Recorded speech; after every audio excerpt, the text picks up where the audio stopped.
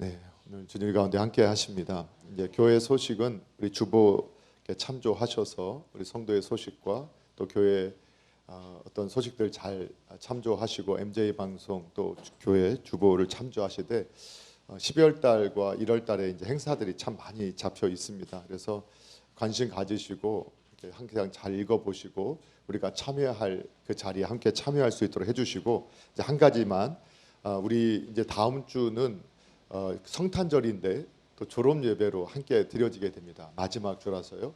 그래서 이제 부모님들하고 자녀들이 함께 본당에서 예배를 드리기 때문에 아마도 보통 자녀들을 데리고 오시는 부모님들이 아니신 우리 성도님들께서는 가급적이면 1부, 2부, 4부 예배를 드려주시고 2부, 3부 때는 우리 자녀들과 부모님들, 자녀를 데려온 부모님들이 예배할 수 있도록 협조를 해주시면 감사하겠습니다. 그래서 여러 성도님 3부 예배 특별히 그렇게 기억해 주시고 또 한 가지는 이제 그날 25일 새벽에 원래 주일은 이제 개인적으로 와서 새벽에 기도를 하는 성도님들이 계시고 교육자들 기도를 하고 있는데 그날은 이제 성탄절 새벽이기 때문에 우리 이렇게 함께 예배를 진행하게 됩니다. 새벽 예배를 진행하게 되니까 여러분 기도로 준비하시고 함께 성탄의 주님을 또 찬양하시고 또 예배하시고 경배하는 자리에 함께 참여해 주시기를 부탁을 드리겠습니다. 한 주간 잘 지내셨나요? 네, 이제 다음 주가 마지막 주가 되니까 이제 2022년도가 정말 다 마무리가 됐습니다. 돼가고 있습니다.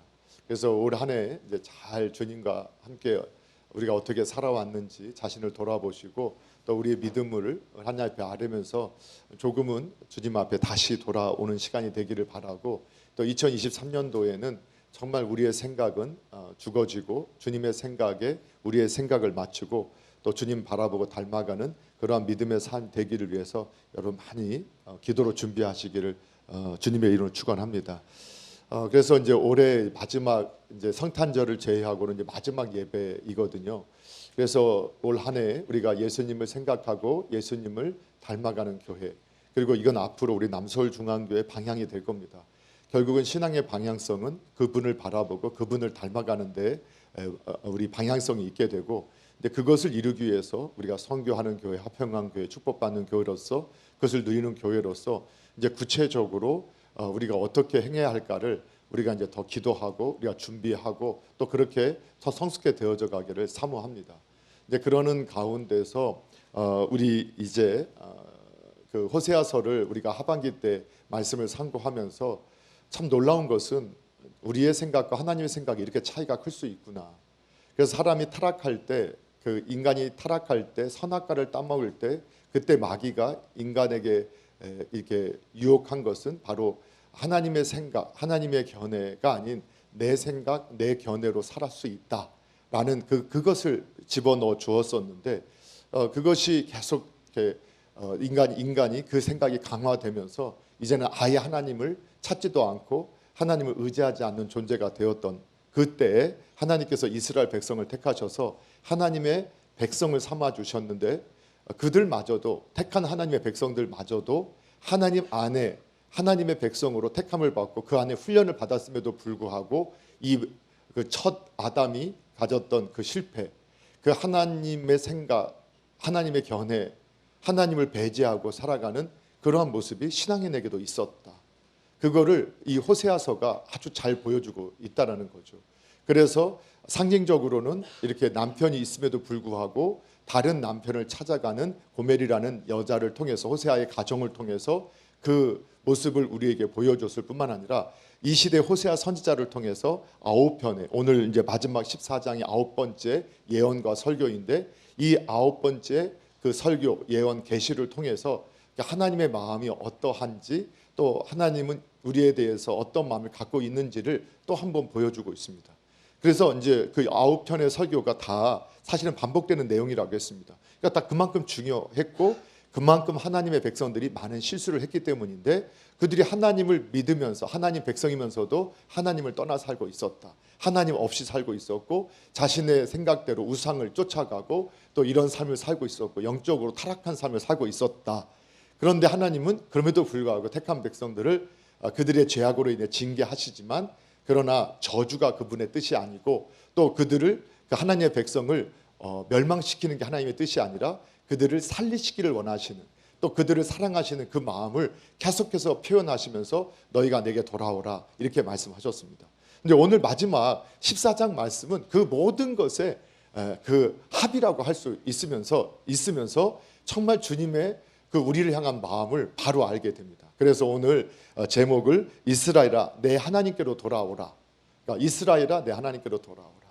네, 이 제목을 가지고 오늘 전체 성경 14장 말씀을 가지고 은혜 받는 시간을 가지려고 합니다. 먼저 첫 번째 우리가 살펴볼 게 있어요. 그게 뭐냐면 정말 하나님은 변함없이 하나님의 백성들, 하나님의 사람들을 사랑하고 있다라는 사실을 하나님 숨기지 않고 또 밝히시고 계신다는 거죠. 자, 우리 1절에서 3절까지 말씀 같이 읽어보도록 하겠습니다. 시작. 이스라엘아 내 하나님 여호와께로 돌아오라.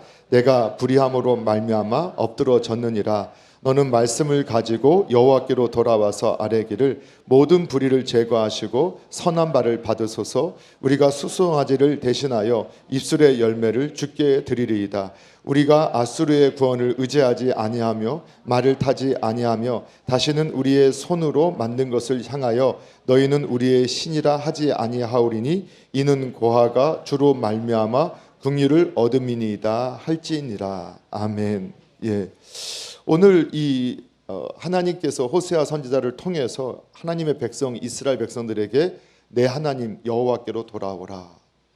예, 왜 돌아와야 하느냐? 너희들이 지금 너희 형편을 모르고 있는데 너희가 너희의 불의함으로 말미암아 엎드러졌다 이렇게 표현하고 있어요. 그러니까 이 시대 백성들의 문제는 뭐였냐면 본인이 하나님을 떠나 있고 정말 하나님 없이 종교적인 신앙생활을 하고 있었음에도 불구하고 본인들이 정말 믿음 생활을 잘하고 있다라고 신앙생활을 잘하고 있다라고 착각을 하고 있었다는 거예요. 그런데 하나님 없이 신앙생활을 하는 거예요.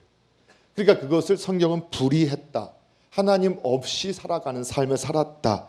그래서 사실 이스라엘 백성들이 왜 그렇게 부유하고 은혜가 넘쳤다 하나님의 선물이 넘쳐났던 이 시대가 결국은 무너지고 엎드러지게 되었는가, 비참하게 되었는가? 너희가 하나님 없이 하나님을 떠났고 하나님을 버렸기 때문이다라고 말씀을 하고 있는 거죠.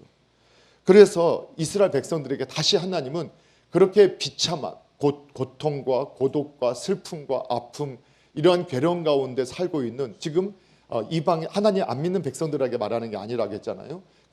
그러한 고통 가운데 하나님 백성들 그 이유가 뭐였느냐? 연단이 아니라 정말 하나님 없이 살다가 그렇게 엎드러진 하나님의 백성들에게 너희가 돌아와야 한다고 방향성을 제시하고 있는 거예요. 돌아오려면 어디로 돌아와야 되느냐? 하나님께로 돌아와야 한다. 다시 말씀하는 거예요. 왜? 그런데 어떻게 그 하나님이 어떤 하나님이냐? 예, 고아를 돌보시는 3절 보니까 고아를 돌보시는 그 하나님 그리고 고아가 주로 말미암아 긍휼을 얻는다. 그러니까 약한 자, 가난한 자, 힘없는 자 도우시는 그 하나님, 그들을 아끼시는 하나님, 그 하나님이시기 때문에 그분께로 돌아와야 한다라고 말씀을 하고 있어요. 그러면서 그들이 돌아올 때 필요한 게 뭐냐? 하나님께서 원하시는 것 무엇인가 우리는 하나님을 떠났다가 하나님께로 돌아가야지 하면 오해를 할 수 있다라는 거예요. 그래서 2절에 보니까 너희가 입술의 열매를 가지고 하나님께 나와라. 숫송아지가 아니다. 숫송아지는 뭐냐? 제사, 제물이거든요. 제물 가지고 네가 하나님 앞에 와서 그래야 내가 하나님 만날 수 있구나. 내가 하나님 면이 서겠구나. 이런 생각해서는 안 된다는 거예요. 그거를 이제 우리가 성경에 보면 우리는 사실 이 하나님의 사랑을 정말 깊이 이해한다는 게 힘들 수 있어요. 왜냐하면 이 죄악의 시스템 속에서 살다 보면 그런 사랑을 경험해 본 적이 없어서 하나님이 그렇게 약속하시고 말씀하셔도 우리가 그걸 수용하기가 참 어렵다라는 경험들을 많이 하게 됩니다. 그래서 여러분 우리가 볼 때 우리가 하나님께로 돌아오려면 그분이 어떤 분인가를 알고 믿고 돌아와야 한다는 건데요. 우리가 이제 그래서 이제 아버지와 아들의 두 아들의 비유를 계속 설명했지 않습니까? 성경이 말하는 아버지의 상은 그 예수님께서 비유하신 아버지와 두 아들 그 아버지의 모습이 하나님 아버지의 모습이라고 우리에게 말씀해 줘요. 근데 그때 둘째 아들이 아버지 살아계신데 유산을 달라고 그걸 아주 싼 값에 처리하고 먼 아버지가 안 계신 없는 아버지를 떠나서 아버지가 안 계신 곳에 가서 자기 생각대로 살다가 어떻게 되냐? 완전히 비참하게 되죠. 돼지가 먹는 열매. 그냥 우리는 그냥 아유 정말 가난해졌다 이 정도지만 이스라엘 성경의 문화 가운데 돼지는 아주 그 부정한 짐승이기 때문에 이 유태인들은 이스라엘 백성들은 하나님의 그 당시 하나님 백성들은 돼지는 근처도 안 갔단 말이에요. 왜? 부정한 짐승이라고 생각했어. 그런데 얼마나 비참해졌냐? 돼지가 먹는 열매를 먹어야 할 정도로 비참해졌다는 거예요. 근데 이제 이스라엘 백성 당연한 거예요. 왜? 아버지를 떠났으니까, 하나님을 떠났으니까 그렇게 비참해지는 건 당연한 거예요. 그런데 이때 이제 아들이 복이 있었던 게 뭐냐? 그가 아버지를 생각해냈다는 거예요. 아버지를 생각해냈다. 그 아버지가 어떤 분인가 했더니 자기는 지금 정말 모든 걸 빼앗기고 이제는 세상의 노예가 돼서 사람의 노예가 돼서 정말 그렇게 비참하게 일을 하고도 배불리 그것도 그 지업 열매조차도 배불리 못 먹고 있는데 내 아버지를 가만히 생각해 보니까 아버지 안에도 품꾼들이 많은데 그 품꾼들마저도 하나님은 아주 선하게 내 아버지는 정말 선하게 대하셨던 분이었다라는 것을 생각해낸 거예요. 다시 그것을 깨달은 거예요. 이제 그게 은혜였어요. 그런데 여기서 우리들이 또 우리의 인간의 죄성이 어떻게 발동을 하냐면 여러분 예전에 이제 우리가 고향을 떠나고 부모님한테 내가 다시는 내가 아빠 엄마 하면서 나갔던 친구들이 이제 다시 이제 후회하고도 내가 그때 잘못했구나 하고도 내가 다시 고향으로 내려가지 못하고 부모님 찾아가지 못하는 이유가 뭐냐? 반듯하게 성공하지 못해서. 잘 됐으면 내가 하고 갈 수 있을 텐데 너무 안 된 거예요. 안 되니까 면목이 없어서 면이 없어서 내가 차마 다시 부모님께 못 가겠다. 그래서 그래 그때 내가 부모님 내가 잘못했지만 이제부터라도 내가 다시 내가 부모님 생각해서 내가 열심히 일해서 성공해서 내가 다시 그때 아빠 그때 엄마 내가 그때 그 깨닫고 정말 죄송했어요. 그런데 내가 이렇게 성공했으니까 용서해주고 저 받아주세요. 그게 이제 사람들이 생각하는 생각이라는 거예요. 그런데 하나님 그렇게 생각하지 않으신다. 근데 만약에 이때 그 둘째 아들이 그렇게 깨닫고 또 자기 열심으로 내가 쥐업 열매 먹는 인생에서 아버지가 나한테 줬던 유산보다 내가 한 2배, 10배 만들어서 아버지한테 가야지 그랬으면 영원히 못 갔을 거예요. 성경대로 보면 영원히 못 갔어요. 그런데 그가 내가 노예가 되더라도 아버지한테 가야겠다 하고 그가 아버지께로 돌아갔단 말이에요. 그런데 하나님께서 그를 어떻게 품으셨어요? 그냥 아무 말 없이 죽은 아들이 돌아왔다 기뻐하시면서 품었다. 그게 우리 하나님이시라는 사실을 우리가 믿으셔야 돼요. 우리가 그런 경험이 없다 하더라. 그래서 우리가 자꾸 뭔가 우리의 성공, 우리의 열매를 가지고 다른 우리가 만들어낸 어떤 결과물을 가지고 내가 하나님 앞에 돌아가면 하나님께서 날 용서해주고 받아주시겠지. 내가 그래도 내가 하나님 떠났지만 내가 좋은 대학 가면 내가 하나님 나 받아주시겠지. 내가 하나님 떠났지만 내가 세상에 성공해서 내가 착한 일 많이 하면 하나님 나 받아주시겠지. 그렇지 않다라는 거예요. 그냥 입술의 열매예요. 성경에서 입술의 열매, 오늘 찬양의 열매라고 할 수 있거든요. 그럼 입술의 열매, 찬양의 열매를 한다. 근데 성경의 언어를 보면 성경은 뭐라고 말씀해요? 예수님께서도 그 입술은 마음의 생각을 드러내는 거라고 했거든요. 그래서 입술로 우리가 연습도 하는 거예요. 선한 것들을. 그래서 마음에 쌓은 것이 입으로 나와요. 이 말은 예수님께서 하실 때 사람이 입으로 들어가야 사람을 더럽히는 게 아니라 사람 자체가 악하니까 사람 속에서 나오는 게 사람을 더럽혀. 그래서 말도 더럽게 하고 행동도 더러운 행동을 하게 되는 거야. 그런데 그걸 위선으로 가리려고 하지. 그 가려지지 않아. 결국 다 드러나게 돼 있어. 결국은 사람이 새롭게 되어져야 해. 이걸 우리에게 말씀하신 거거든요.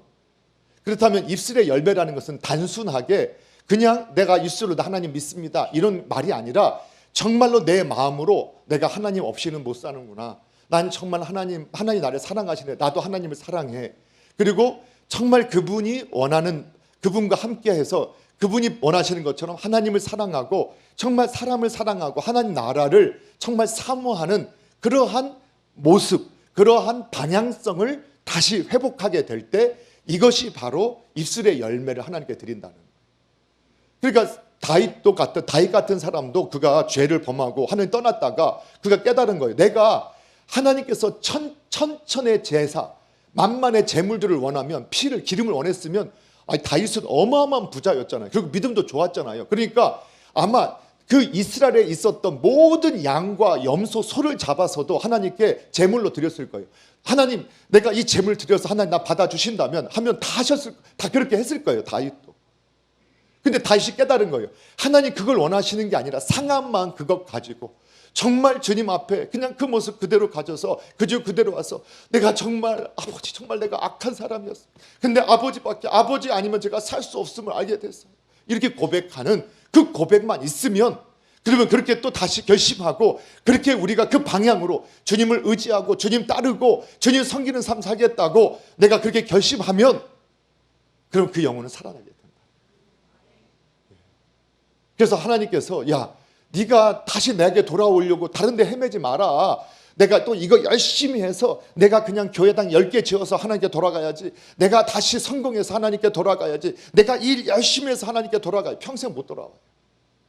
그냥 아버지 하고 그냥 돌아오면 된다는 거예요. 예, 다른 길 없다는 거예요. 다른 마음은 다 해봐도 없어요. 그거 우리에게 말해주는 거예요. 사랑하는 성도 여러분, 주님 안에 거하시면 돼요. 그래서 우리가 주님 안에 거하실 때 그 하나님을 신뢰하고 정말 그분 인정하고 살아가는 그러한 삶 되기를 주님의 이름으로 축복합니다. 그래서 우리들이 참 고백했잖아요. 그런데 이제 자 이렇게 됐을 때 주님께서 이제 우리에게 그러면 하나님 우리 돌아오면 어떻게 되느냐? 4절에 이렇게 나와 있어요. 4절 같이 한번 읽어보겠습니다. 시작. 내가 그들의 반역을 고치고 기쁘게 그들을 사랑하리니 나의 진노가 그에게서 떠났음이니라. 아멘. 자, 이게 이제 이 당시 이스라엘 백성, 하나님의 백성들이 하나님을 반역했다니까요. 그러니까 하나님의 백성인데도 하나님 반역할 수 있구나. 이걸 우리가 심각하게 받아들여야 돼요. 근데 그 반역한 게 뭐냐? 자기 생각대로 살았다는 거예요. 그러니까 그 마귀가 아담에게 심어줬던 그 생각. 그런데 하나님의 백성이 됐는데도 여전히 우리 죄성이 자꾸 이 마귀가 넣어준 생각, 내 생각이 더 달콤하고 더 될 것 같다는 생각을 할 때가 있어요. 그래서 하나님 없이 하나님을 우리가 따르지 않고 살아가는 그 삶이 반역의 삶이거든요. 근데 그 반역도 누가 고쳐주시냐? 우리 하나님이 고쳐주신다. 우리가 정말 잘못했어요. 정말 내가 잘못했어요. 그리고 정말 하나님 내가 무시하고 살았어요. 하나님 없이 살았어요. 그걸 깨달았어요. 내가 교회당은 출석했어요. 근데 사실은 그게 정말 우상 섬기듯이 하나님한테 거래하는 것처럼 제가 섬겼어요. 깨달았어요. 좋아요. 깨달았어요. 그래서 하나님께로 돌아오면요, 하나님께서 그거 다 용서하신다. 그 반역했던 것을 묻지 않으신다는. 아버지가 아들이 왔을 때 너 지난날 과거 어땠어 하고 그 허랑방탕에 살았지. 내가 모를 줄 알아? 그 창기들하고 다 말아먹었지. 그거 모를 줄 알아? 이런 말 한마디 안 하시고 그냥 다 그냥 안 하셨다니까요. 그래서 그걸 고쳐줘. 그리고 바로 어떻게 하셨어요? 그냥 너는 내 아들이야. 죽었던 아들 살아났어 하고 바로 그 신분을 회복했던 것처럼 저와 여러분이 그냥 주님께 돌아오는 그 순간 그냥 신분을 그냥 바로 회복시켜 주신다. 그냥 아들과 딸로서 하나님 나라의 시민으로서 그냥 받으신다는 거예요. 그리고 기쁘게 그들을 사랑하신다. 기쁘게 그들을 사랑하신다. 더군다나 나의 진노가 그에게서 떠났다. 아니 돌아오는 그 순간 진노가 떠났다는 거예요. 사실은 주님이 아버지가 왜 진노하느냐? 그 성경의 아버지, 하나님 아버지의 상은 뭐냐면 그가 진노하는 건 아들이 하나님 없이 살다가 당하는 그 고통에 대해서 분노하고 있어요. 아들에 대한 분노가 아니라 하나님 나 없이 살겠다고 떠나서 고통당하는 그 고통, 그 비참함, 그 외로움, 그 슬픔에 대해서 주님 분노하고 있어요. 근데 그걸 겪고 딱 주님께로 돌아오는 순간 그냥 주님이 뭐라고 하셨느냐? 바로 기쁘게 그들을 사랑하신다. 여러분, 우리가 우리가 그러잖아요. 우리 인간이 참 약하잖아요. 제가 아내하고 막 싸웠어요. 근데 이제 제가 잘못했어요. 그래서 제가 깨달았어요. 그래서 제가 여보 내가 미안해. 그럼 아내가 괜찮아요. 할렐루야. 이제 하면 얼마나 좋겠어요. 그런데 이제 얼굴이 굳는다. 정말 알기는 알아요. 이제 예를 들어 제 아내는 그런 사람은 아니지만 자 예를 드는 거예요. 그러니까 보통 이제 그럼 내가 잘못했네. 그렇게 말을 하면 그 잘못한 거 알기는 알아요? 정말 반성하고 있어요? 그러면 어떻게 할 거예요 앞으로? 이제 완전히 어머니가 돼버리고 선생님이 돼버리고 그냥 권위자가 돼버리는 거예요. 어쩌면 우리는 어렸을 때부터 아버지한테 어머니한테 잘못했어요. 솔직히 말하면 그때부터 터져요. 몰라요. 모르는 척하고 있을 때는 괜찮다가 야 누가 그랬어? 하고 그래서 이거 말하면 안 되겠다. 딱 그래서 말 안 하고 있어요. 네가 찾아가. 그럼 말 안 해요. 안 할 때까지는 긴가민가니까 아빠 엄마가 가만히 있어요. 이거 두 명이 너밖에 없는 것 같은데? 그런데 딱 걸렸어요. 딱 증거가 나왔어요. 그럼 그때부터 그래요. 사실 제가 했어요. 그럼 우리 어머니 아버님이 어떻게 다 하세요? 그랬지. 겉봐. 네가 사실을 인정하지 않으니까 얼마나 불안했고 힘들었니. 이 실수한 것은 다 할 수 있는 거야. 근데 네가 정직한 게 훨씬 더 훌륭한 거야. 네가 말하지 않다가 겪었던 그 마음의 아픔, 두려움, 불안함 그거 잊지 말고 앞으로는 네가 더 정직하게 그렇게 했으면 좋겠다. 자, 이거 깨트리는 거, 이거 부신 거 괜찮아. 이런 걸 경험해 본 적이 없단 말이에요. 그런 경험을 해봤으면 우리가 정말 용서받고 내가 그냥 여전히 사랑받는다라고 했을 텐데 그걸 인정하는 순간 어떻게 되냐? 그때부터 잡기 시작하는 거예요. 이런 부주의한 놈, 내가 너한테 이걸 말했니 안 했니? 그래 그렇게 정신 못 차려서 네가 어떻게 어떤 사람이 되려고 그러냐부터 시작해서 그냥 그 참고 참았던 모든 악이 막 다 쏟아져 나오는 것들을 우리가 경험한 거예요. 그래서 오늘 이 사회 보세요. 뭐 신문에 여러분 신문 잘 안 보실 수 있겠지만 신문에 보면 어떤 사고가 타고 사건이 터지잖아요. 그 책임을 져야 할 사람들이 인정을 안 해요. 왜? 그걸 너무 많이 배운 거예요. 인정하는 그 순간 막 인정했지? 그럼 죽어 이제부터. 아니 인정했으면 그 다음부터 그럼 이걸 어떻게 해결해 나갈 거냐가 묻는 게 아니라 그냥 우리 사회가 어느 순간부터 인정했어? 그럼 너 죽어. 빨리 내려와. 죽어. 그러면 끝났어. 그러니까 어떠느냐? 법정에서 증거가 나와서 판결이 나올 때까지 우기는 거예요. 아니다. 난 몰라. 나는 아니야. 심지어는 어디까지 갔느냐? 법정에서 판결을 받고 있는데 야 저건 저쪽 사람들이 지네끼리 편먹고 나한테 이렇게 한 거야. 왜? 그런데 어떤 일이 벌어져요? 그 사실을 믿는 사람들이 20% 30%가 그 사람을 따르고 지지한다는 거예요. 그럼 그게 이제 이 세상에서는 이게 내가 살 길이다. 그래도 나를 지지해주는 저 사람들이 있으니까 이게 내가 살 길이다. 그렇게 우리가 생각을 하게 된다. 근데 이게 보니까 인간이 가질 수 있는 그런 경험이 없어요. 그래서 우리가 하나님께서 우리가 정말 잘못했어요 주님 아버지 정말 잘못했어요 하면 괜찮다. 그리고 기쁘게 그들을 사랑하신다. 이 메시지를 우리가 도저히 이해를 못하고 믿지 못하는 것 같아요. 저도 안 믿어질 때가 있어요. 차라리 그냥 가다가 번개를 맞고 사고가 나고 어디가 부러져서 이 정도 내가 고통당했으면 이제 좀 하나님께 용서해 주지 않을까? 여러분 그런 마음 들 때가 있어요 없어요?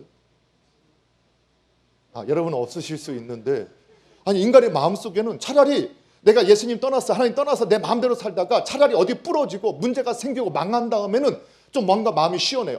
내가 뭔가 대가를 지불한 것 같다. 대가를 지불한 거. 그런데 제가 정말 아직 뭔가 안 일어났는데 깨달았어요. 그래서 이거 잘못됐구나. 그런데 내가 하나님 없이 하나님 생각 안 하고 내 생각대로 이렇게 결정하다가 내가 지금 이렇게 정말 위기가 다가오는 걸 알겠고 정말 문제가 있는 걸 알겠어요. 하고 주위에 딱 돌아오면 하나님은 그냥 다 용서하시겠다. 그리고 미워하시죠. 우리는 막 인정하면 그때부터 분노하잖아요. 그때부터 진노가 임하잖아요. 그런데 주님은 진노가 그에게서 떠났다. 그가 돌아오는 그 순간 우리를 회복시켜 주신다는 사랑에서 회복시켜 주시고 그분의 어떠한 분노에서 진노에서 우리를 그냥 다 건져 주시겠다 말씀하시는 거예요. 사랑하는 성도 여러분 우리 그 사실을 믿으셨으면 좋겠어요. 그래서 하나님을 믿으셔야 돼. 내 생각을 믿지 마라. 그런데 마귀는 계속 우리한테 잘못된 생각을 집어넣어줘. 그래도 네가 뭔가를 가지고 하나님께 나아가야지. 아니요. 믿음만 가지고 정말 하나님이 어떤 분인가를 바로 알고 정말 그분을 신뢰하고 의지하고 그분의 약속을 믿고 그분께 가면 둘째 아들이라도 다윗이 살인하고 간음하고 도둑질했어도 그가 하나님 앞에 무릎 꿇고 회개하니까 주님께서 그를 죽이지 않으셨잖아요. 그를 버리시지 않으셨잖아요. 그의 왕을 빼앗지 않으셨잖아요. 오히려 그를 이스라엘 역사 가운데 최고의 내 마음에 합한 자. 왜? 그런 악을 행했을 때도 하나님 앞에 딱 깨닫는 순간에 사람들의 시선, 모든 것의 시선 뒤로 하고 아버지 앞에 바짝 엎드려서 아버지께서 천천만만의 기름, 순양의 기름을 원하셨으면 내가 이스라엘 땅에 있는 모든 소를 잡아서, 양을 잡아서 다 드렸을 것인데 그걸 원하시는 분이 아니시나 제가 알아요. 저 그냥 주님 앞에 있어요. 성령을 거두지 말아주세요. 그리고 주님께서 그냥 받으신 거예요. 그럼 그 사실을 믿으셔야 돼요. 그래서 올 한 해 혹시라도 우리가 하나님 떠나 살았던 것이 있었다면, 또 내가 하나님을 배제하고 또 했던 것이 있었다면 정말 다시 주님께로 돌아오셨으면 좋겠어요. 그냥 돌아오는 게 다른 게 하는 게 아니에요. 그냥 주님 신뢰하는 거예요. 정말 그분이 이런 하나님이심을, 우리 예수님이 정말 우리의 그 잘못도 고쳐주실 수 있는 유일한 분, 그리고 그분이 우리를 다시 여전히 사랑하시는 분, 그 진노를 바라시는 분이 아니라 그 진노를 없이 하시는 분이라 믿으셔야 돼요. 여러분, 너무 당연하잖아요. 여러분, 우리가 병들었어요. 병들으면 누굴 찾아가요? 네, 의사 선생님 찾아가잖아요. 자, 우리가 기계가 고장났어요. 그럼 누굴 찾아가요? 예, 기술자. 예, 다 찾아가요. 만든 사람 찾아가요. 당연하잖아요. 근데 자꾸 어떤 분들이 있냐면, 지금 많이 안 그러죠. 요즘에 우리나라가 그 의료시설이 잘 되어 있다는 게 1년에 한 번씩, 2년에 한 번씩 검사하잖아요. 그리고 의료시설, 우리나라 국가적인 발전이 있다 보니까 의료시설들도 너무 좋아서, 기계들이 너무 좋아서 그냥 조그만 것도 다 발견되니까, 그래서 우리 수명이 점점 늘어나는 거예요. 바로 발견되니까. 그렇죠? 우리나라 시설 잘 돼. 그러면은 어디가 좀 불편하고 아프면 그냥 가서 검사받고 하면, 요즘에 의료도 잘 돼 있어. 정말 아파서 하면 별로 비용도 안 들고 하는데 안 가는 거예요. 안 가면서 본인이 벌써 진단 다 내렸어요. 아, 이건 어디가 아픈 거야? 아, 이것 때문이야. 그 검사도 안 받아요. 그리고 이제 약도 본인이 처방해요. 아, 이거 감기약 먹고 이렇게 해서 하면 다 나아. 그래서 옛날에, 지금은 이제 그런 게 많이 사라졌지만 옛날 어른들 그 가슴 아픈 이야기가 뭐예요? 정말 아플 새도 없었어. 그때는 정말 병원 갈 돈도 없었고 방황 가서도 하는 것도 없어서 본인이 그렇게 정말 하면서 약도 사 먹고 이렇게 버티다가 이제 먹고 살 만큼 돼서 정말 아프니까 병원 가보니까 이제 좀 병원비 될 만도 하고 해서 병원 가봤더니 너무 큰 병이더라. 그게 이제 옛날 어른들의 스토리들이 그런 게 많았잖아요. 근데 아팠을 때 바로 그냥 의사 가고 검사 받고 빨리 그냥 치료 받았으면, 그러나 아쉬움이 있잖아요. 근데 우리가 사람은 누가 고칠 수 있을까요? 예, 사람은 누가 고쳐요? 사람이 못 고쳐요. 여러분, 남편 고칠 수 있어요? 고칠 수 있어요? 평생 싸움만 해요. 아내 고칠 수 있어요? 못 고쳐요. 피만 터질 뿐이에요. 그 자녀를 고칠 수 있어요? 못 고쳐요. 여러분, 자녀를 힘으로 누르면 안 돼. 그게 바로 권위주의거든요. 권위로 다스려야 돼요. 이걸 정말 잘 불변하셔야 되는데, 우리가 세상의 방법은 권위주의, 힘으로 누르거든요. 그래서 눌렀던 아이들이 자기 힘이 딱 생기는 그때부터 터지는 게 질풍노도의 시기거든요. 내가 애를 어떻게 할 수가 없다. 왜? 근데 사실 반성해 보면 내가 자녀를 힘으로 눌렀었기 때문에, 그 아이도 자기가 힘 있으면 눌러도 되는구나를 10년, 15년 동안 배웠던 자녀들이 이제 딱 힘이 생기면 나도 내 힘으로 눌러야지. 그 힘을 어떻게 사용하는 걸 잘못 아는 거예요. 근데 권위는 권위는 사랑으로, 온유함으로, 그리고 성경에 보이는 아버지의 모델, 그 지도자의, 목자의 모델, 다 이게 권위자의 모형이란 말이에요. 그게 남편의 모형이에요. 그 모습 가지고 사랑해야 되는데, 그 권위를 사용해야 되는데 권위주의가 되고, 이건 마귀적인 거예요. 타락한 인간이 갖는 모습. 못 바꿔요. 자녀를 내 생각대로 바꿀 수 있을까? 아니요, 안 돼요. 그럼 여러분, 부모님을 바꿀 수 있을 것 같아요? 아, 엄마 아빠 그러지 마 좀. 바꿀 수 있을 것 같아요? 못 바꿔요. 저도 포기했어요. 이거 하나면 안 돼요. 그래서 처음에는 막 목소리 높았어요. 요즘에는 목소리 막 어떻게 그렇게 하지 않았으면 좋겠어요. 그런데도 안 돼요. 그 바꾸는 거, 사람을 바꾸는, 누가 할 수 있어요? 우리 만드신 하나님이 바꾸셔요. 그분만 고치실 수 있어요. 그래서 내가 하나님 앞에 나아가야 하고, 우리 성도 한 분 한 분이 하나님께 나아가야 돼요. 그럼 고침 받아요. 그런데 그분이 또 화내지 않아요. 여러분, 우리 부모님이 화냈다고 내 아내, 남편, 배우자가 내 자녀들이 화내는 것처럼 우리 하나님 화내지 않는 분이라는 거예요. 돌아오면 바로 그냥 아들, 내 딸 왔구나 하고 그냥 딱 안으시고 잔치 벌이자. 여러분, 그걸 우리가 믿을 수 있어야 주님께 돌아올 수 있어요. 그렇게 주님께 돌아올 수 있는 은혜가 있기를 축원합니다. 네, 그래서 우리가 하나님 밖에 있으면 자체가 진노 안에 있는 거라서 푸드덕거리고 정말 주님 안에 있으면 그냥 물 안에 있는 물고기가 많고 팍 침을 주면 튀었다. 그게 하나의 그냥 아름다운 모습이 되기도 하지만 물 밖에서는 튀면 튈수록. 그런데 우리가 주님께로 딱 가면 주님이 생수의 물로 다시 딱 들어가게 해주십니다. 막 여기다 푸덕거리고 있는 거기에다가 너 왜 그랬어? 너 옛날에 그래 내가 하지 말라. 너 밖에 나가면 안 된다겠지. 뭐 이렇게 하는 게 아니라 아무 말 없이 돌아오면 아무 말 없이 정말 그래 잘 왔다. 다시 넣어주시는. 그래서 다시 살게 하시는 그분이 믿으시기 바랍니다. 자, 그러면 그렇게 될 때 우리가 정말 하나님께 돌아오고 회개하고 주님께 돌아오면 그 저주받은 백성 아니면 그 징계받았던 하나님의 백성이라도 어떻게 되느냐? 그게 이제 5절부터 8절까지 나오는 거예요. 같이 한번 읽어볼게요. 5절부터 8절까지 시작. 내가 이스라엘에게 이슬가가 들이니 그가 백합화같이 피겠고 레바논 백향목같이 뿌리가 바뀔 것이라. 그의 가지는 펴지며 그의 아름다움은 감람나무 같고 그의 향기는 레바논 백향목 같으리니 그 그늘 아래 거주하는 자가 돌아올지라. 그들은 곡식같이 풍성할 것이며 포도나무같이 꽃이 필 것이며 그 향기는 레바논의 포도주같이 되리라. 에브라임의 말이 내가 다시 우상과 무슨 상관이 있으려 할지라. 내가 그들을 돌아보아 대답하기를 나는 푸른 잣나무 같으니 내가 나로 말미암아 열매를 얻으리라 하리라. 아멘. 여러분, 이스라엘 땅 이쪽 근동 지방은 일교차가 크다고 하죠. 그래서 가뭄이 아주 우기 건기가 뚜렷해요. 그런데도 그 생물들이 살아나 짐승들이 살 수 있는 것은 일교차가 커서 이슬이 맺히거든요. 그럼 그 이슬이 식물을 살게 하고 또 짐승을 살게 만들어 주는 거예요. 그 이슬이. 그래서 여기서 하나님께서 회개하고 돌아온 하나님의 백성들에게 하나님이 이슬같이 될 것이다. 그건 뭐냐?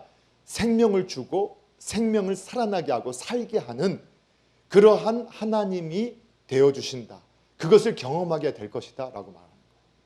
그리고 거기에다가 하나님 비유죠. 여기에 보니까 하나님의 백성, 그렇게 그 하나님의 백성들, 회개하고 돌아온 하나님의 백성들을 몇 가지 비유로 해요. 백합화, 그리고 또 뭐가 나와요? 백향목, 또요. 네, 감람나무 나오고 또 뭐가 나와요? 성경이 다 써 있는 얘기를 하는 거거든요. 예, 포도나무. 이렇게 말을 해요. 그렇게 되게 할 거다. 그런데 여러분 그냥 이것만 봐도 너무 기분 좋지 않아요? 그분이 이슬이 되셔서 아니야 백향나무 같고 감람나무 같고 포도나무 같은데 그 가지가 확 뻗치고 꽃이 막 만발하고 향기가 진하게 나고 그 가지 밑에 사람들이 막 들어오고 이게 다 그냥 말 안 해도 다 알잖아. 이게 무슨 말인지. 잘 되고 부유해지고 형통해지고 정말 아름답게 되어진다. 그거 다 말하는 거. 이건 해석 안 해도 다 알잖아요. 근데 사실 이스라엘 백성 하나님 백성들이 왜 하나님 밖에 있어 도망갔느냐? 이거 얻으려고. 다른 남편이 이거 해줄 줄 알고 쫓아갔다는 거예요. 근데 파랑새는 안에 있었다 하는 것처럼 그것은 이 복은 하나님 안에 있었던 거예요. 여러분 우리가 종교인은 거래한다 하니까 우리가 오해하면 안 되죠. 하나님 앞에서 그럼 우리가 기도할 때 이거 해주세요. 그거 하면 안 되나요? 예. 아니 우리가 구하라고 하셨잖아요. 그러나 거래가 아니에요. 내가 이거 해주면 이거 할게요가 아니라 우리는 하나님의 자녀이기 때문에 마땅히 하나님께서 주신다고 하신 거를 아빠 돈, 용돈, 엄마 밥, 우리 자녀들이 밥 먹는데 갈 때마다 어머니 밥을 해주시면 감사하겠고 아버지께서 용돈을 주시면 감개무량하겠고 오늘 용돈을 이렇게 허락해 주시면 참으로 영광을 돌리겠나이다. 이렇게 하겠어요? 우리 아이들 보면 아빠 용돈 안 보냈네요. 날짜가 지나가면 안 보냈네요. 그러면 제가 미안해요. 미안 아들 내가 딸 이게 줘야 되는데 아빠가 놓쳤다. 아빠 미안. 아니 내 돈을 내가 주면서 미안해요. 왜 그래요? 그건 아들이니까 내가 그걸 너는 내 아들 너 먹을 것, 입을 것, 쓸 것, 너 성장할 때 내가 다 책임져 줄 거야. 그 주님 약속이거든요. 그래서 성경에서도 예수님께서 뭐라고 해요? 너 먹을 것, 입을 것, 마실 것, 이건 위해서는 구하지 마. 그건 하늘에 있는 아버지가 너의 있을 거 다 알아. 그건 주실 거야. 먼저 그의 나라와 그의 영광을 위해서 구하라는 거예요. 그래서 우리가 기도할 게 뭐냐? 그래서 근데 사실 좀 우리가 필요하면 집 팔려야 되는데 안 팔려. 아빠 집 팔려지게 해주세요. 그 결제자가 그거 요구할 수 있죠. 잘못된 거 아니에요.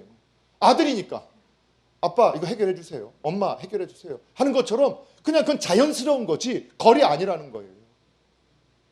근데 정말 이제 우리가 조금 더 성장해서 할 때 우리의 신앙을 위해서도 엄마 아빠가 딱 하는데 아빠 이거 좀 해주세요. 근데 이게 이거 하면 좀 괜찮을까 하다가 그럼 아빠 내가 이거 해주시면 내가 이렇게 할게요. 그래 정말 그 정도 의지라면 한번 해봐 하고 허락할 수 있잖아요. 그런 서원기도가 있을 수 있어요. 서원기도. 그러나 늘 서원기도 하면 안 되는 거예요. 서원기도는 정말 내가 하나님 이거 해보고 싶고 정말 하나님 영광. 근데 이거 정말 이 길은 네가 조심해야 돼. 위험할 수 있어. 근데 그 정도 의지. 그래도 나는 내가 정말 내가 주님 앞에 서원하면서까지라도 내가 이거 하나님 앞에 제가 해보고 싶어요. 그런 게 서원기도라는 거죠. 내가 원하는 거 이루어주면 이렇게 하겠다도 있을 수 있지만 원래는 서원은 그렇게 하는 거잖아요. 자, 그렇게 하나님 앞에 구하는 거는 당연한 거지. 그래서 우리가 구해야 할 건 뭐냐? 실제로 우리가 간구할 건 뭐냐? 정말 우리가 하나님의 나라를 위해서 어떻게 하면 내가 더 헌신할 수 있을까? 어떻게 하면 더 교회를 아름답게 할 수 있을까? 어떻게 하면 더 주님을 기쁘시게 할 수 있는 그런 일들, 정말 하나님이 사랑하는 저 사람들을 위해서 어떻게 내가 더 할 수 있을까? 그런 걸 놓고 할 때는 기도하는 거예요. 간구하는 거예요. 주님 저에게 힘을 주실 수 없어서 제가 저들 섬기기를 원합니다. 제가 이 일을 감당하기를 원합니다. 주님 허락해 주세요. 기도해야죠. 그럼 하나님께서 채워주시는 거예요. 그래서 그분이 이슬이 되셔요. 그분 안에 있으면 그냥 당연한 것들은 공급해 주시고 우리가 구하면 주님께서 그냥 때에 맞게 그래서 시절에 맞게 주시는 거예요. 그분이. 여러분 그 복을 누릴 수 있게 되기를 바랍니다. 여러분 자꾸 너무 지리가 단순해요. 밖에 있지 않다니까. 안에 있어요. 하나님 안에 다 있어요. 우리는 누리면 돼요. 그래서 그런 사람의 특징이 뭐예요? 그래서 항상 반복하는 말씀이 반복되지만 항상 기뻐하고 범사에 감사하고 기도하는 삶을 살게 되는 그게 신앙인의 삶이에요. 그게 늘 하나님을 인정하고 하나님을 사랑하는 사람들이 나타나는 반응이라는 거예요. 억지로라도 훈련을 하기도 해야 돼요. 일부러라도 감사해야 돼요. 그냥 하나님 감사하라겠어. 그러니까 모든 삶을 그냥 하나님 감사합니다. 그리고 그냥 하나님께서 허락하셨다면 그 말 기뻐해야지 하고 또 기쁨으로 받으시려고 해야 돼요. 그리고 늘 하나님 앞에 기도하는 거예요. 모든 순간에 기도하는 거예요. 하나님 인정, 그게 기도가 하나님 인정하는 거예요. 그리고 하나님 신뢰하는 거예요. 하나님 따르겠다고 하는 거예요. 그런 삶에는 오늘 하나님이 이슬이 되셔서 뿌리 받게 하시고 향기 나게 하시고 꽃 피우게 하시고 풍성하게 하신다. 여러분 그런 복을 누리는 저와 여러분 됐으면 좋겠어요. 이미 안에 있습니다. 그리고 저희가 더욱 주님의 뜻을 주님의 생각에 우리 생각을 찾고 나를 깨트리고 나의 생각을 깨트리고 주님 생각으로 나아가면 주님께서 너희는 내가 한 일보다 더 큰 일 하겠다 했던 그 일들을 우리 믿음의 선조들이 해왔던 거예요. 저와 여러분도 그렇게 될 줄로 믿으시고 사모하시는 분들 되시기를 바랍니다. 그러면 결론은 어떻게 되느냐? 9절에 보니까 결론이 나와요. 자, 9절 한번 읽어보도록 하겠습니다. 함께 읽겠습니다. 시작. 누가 지혜 있어 이런 일을 깨달으며 누가 총명이 있어 이런 일을 알겠느냐? 여호와의 도는 정직하니 의인은 그 길로 다니거니와 그러나 죄인은 그 길에 걸려 넘어지리라. 아멘. 예, 이게요 너무 단순한 거예요. 근데 이걸 못 깨달아요. 이런 일을 누가 지혜가 있어서 이런 일을 깨달으냐? 하나님 안에 있으면 그냥 하나님께로 돌아오면 하나님이 우리의 이슬이 되셔서 우리를 풍성하게 만드시고 설사 우리가 징계 가운데 또 하나님의 심판의 형벌 가운데 있었다 할지라도 돌아오면 이렇게 하나님께서 회복하시고 풍성하게. 그래서 8절 하반절에도 너희가 나로 말미암아서 열매를 얻게 되는 삶, 그 삶을 누리게 하신다고 하는데, 그 하나님께로 돌아오고 그분 안에 살면서 그분을 기뻐하고 그분께 감사하고 항상 그분과 교제하고 그분을 인정하고 신뢰하고 따르는 삶을 살면 되는데, 그걸 깨달은 사람이 누가 있을까? 그리고 청명히 있어 이런 일을 누가 알까? 참 모른다는 거예요. 너무 단순하지만 모른다는 거예요. 그래서 똑같은 말이에요. 여호와의 도는 정직하니 의인은 그 길로 다닌다. 그러니까 하나님은 하나님의 말씀, 계시를 통해서, 말씀을 통해서 하나님을 우리에게 보여줘요. 그래서 말씀이 곧 하나님이다 라고 우리가 해석을 하잖아요. 그렇다면 여호와의 도는 정직하다. 하나님은 정직하시다는 분이에요. 그러니까 하나님의 정직은 영원한 정직이에요. 그래서 사람은 계속 바뀔 수밖에 없어요. 그 정도 실력밖에 안 돼요. 그걸 인정하셔야 돼요.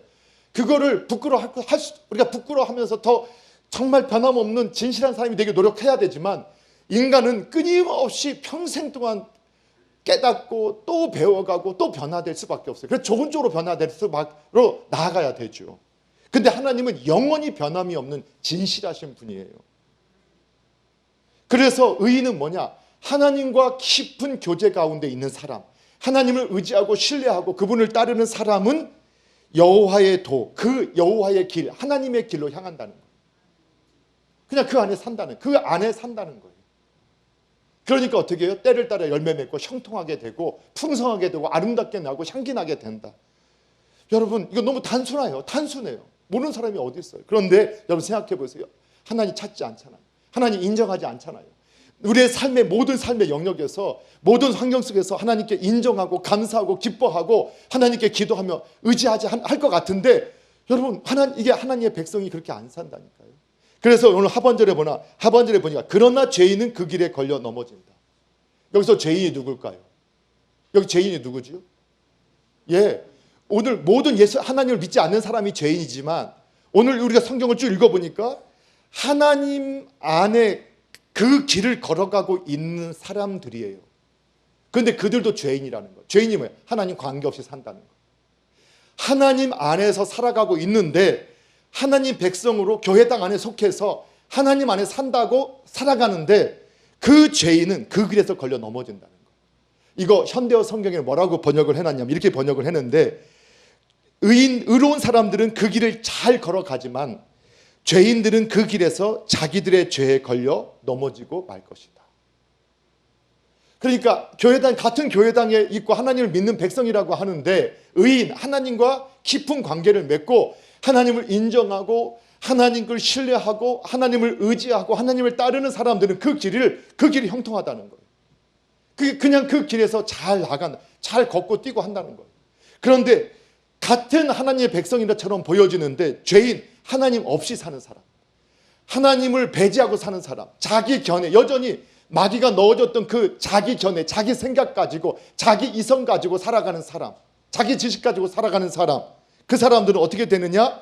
그 길에서 자기들의 죄, 자기들의 생각에, 자기들의 견해에, 자기들의 그 의지에 서로 넘어지고 말게 된다. 참 너무 단순해요. 여러분, 뭔가 대단한 일을 해서 하나님 기쁘시게 하는 거 아니다. 정말 주님 인정하고 사는 것을 하나님 기뻐하세요. 저를 이렇게 부르신 분이 그분이신데, 여러분 뭘 그 상황에서 다른 뭘 요구하겠어요? 그럼 예수님을 잘 믿는 거 요구하시는 거예요. 그냥 그 자리에, 나를 보내신 그 자리에서, 가정에서, 일터에서, 삶의 자리에서, 그 자리에서 정말 주님을 인정하고 그분을 신뢰하고 그분을 의지하고 그분을 따르는 삶. 그러면 그냥 그분이 이슬처럼 우리에게 임하세요. 혹 하나님을 떠난 분이 계십니까? 지금 하나님의 길을 가고 있으면서도 죄인의 길, 자기의 죄, 하나님 없이, 하나님을 배제한 내 생각, 내 견해, 내 뜻대, 내 이성, 내 의지를 가지고 지금 가고 있는 분이 계시지 않습니까? 자꾸 걸려 넘어지는 이유가 어디인지 살펴봐야 합니다. 우리는 항상 신앙이 어려운 게 이거 같아요. 이게 연단인지 아니면 나의 죄악으로 인한 하나님 없이 살기 때 나타나는 일인지 우리가 그것조차도 분별하기 어려울 때가 있어요. 그러나 참 놀랍게도 신앙 안에 거하는 사람은 연단이 오는 것을 알아요. 근데 죄인은 그걸 잘 해석을 못해요. 분별하지 못해요. 근데 그만큼 또 어려워요. 저의 두려움도 그거였었어요. 목회를 하면서도 정말 하나님께서 원하시는 우리 남서울 중앙교회 얼마나 아름다운 교회이고 또 원로 목사님 또 우리 성도님들 귀한 분들, 그 제가 담임으로서 정말 하나님의 생각, 주님의 생각을 제가 잘 분별하고 따르고 있는가? 아니면 내 생각, 내 견해로 가고 있는가? 분별이 안 될 때가 있어요. 그게 당장 열매가 맺혀지면 딱 좋은데 어떤 것은 지금 결정을 하고 나서 5년, 10년 후에 그 결과물이 보여지는 것도 있고 어떤 것은 바로 결정해서 또 어렵게 되어지는 것도 있고 근데 그것이 나중에는 잘 되어지는 것도 지금 잘 되는 것처럼 보이지만 안 돼요. 그래서 정말 어려운 건 뭐냐? 신앙생활 어려운 건 뭐냐? 정말 그 한순간도 놓치지 않고 주님을 인정하고 그분을 의지하고 그분을 따르고 그분께 순종하려고 하느냐. 근데 저만은 그런 게 아니죠. 우리 당회와 재직, 우리 성도님들 한 분 한 분 모두가 그렇게 살아가야 하는 거예요. 그렇게 될 때 그 풍성한 은혜를 누릴 줄로 믿습니다. 그런 은혜가 우리 안에 함께 하기를 주님의 이름으로 축복합니다.